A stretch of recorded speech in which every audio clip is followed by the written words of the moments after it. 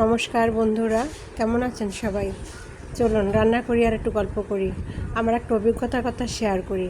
তখন আমি college first ইয়ারে পড়ি।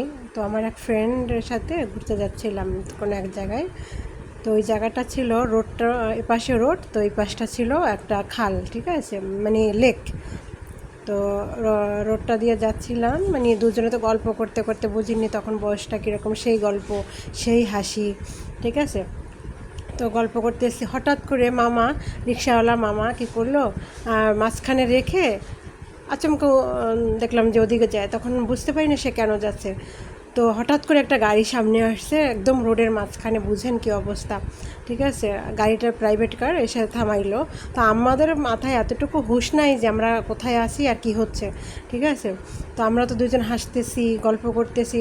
তো ড্রাইভারটা ওখান থেকে, ড্রাইভারও না মালিক জানি না, নেমে আমাদেরকে ধমকাইলো যে তোমরা কতটা বোকা, এখনও হাসতেছো, মৃত্যুর মুখে দাঁড়াই হাসতেছো।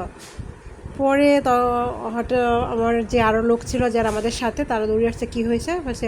পর রিক্সাওয়ালা আমাকে ধরছে যে তুমি এভাবে রিক্সাটা রেখে চলে গেলা কেন। এখন সে জবাব দিল যে আমার স্যান্ডেল পড়ে গেছে, আমি স্যান্ডেল আনতে গেছি। বলছে তুমি স্যান্ডেল পড়ে গেছো, স্যান্ডেল আনতে গেছো, তুমি রিক্সাটা সাইডে রেখে যাবা না, আর এদেরকে বলে যাবা না। এরা তো হাসতেছে, আর সেই ঝাঁকানিতে রিক্সা তো গৌড় দিয়ে ঝিলের দিকে, লেকের দিকে হচ্ছে। পরে দৌড়ে আসা একজনের টাইনা ধরছে রিক্সাটাকে। মানে তখনও আমরা হাসতেছি, তখনও বুঝতেছিলাম না যে আমাদের সাথে আসলে কী ঘটনা ঘটতেছিল।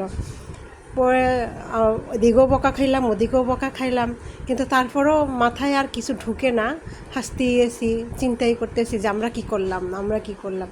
কিন্তু এখন যখন মানে ওই কথাটা ভাবি, তখন মনে হয় যে আসলে সময়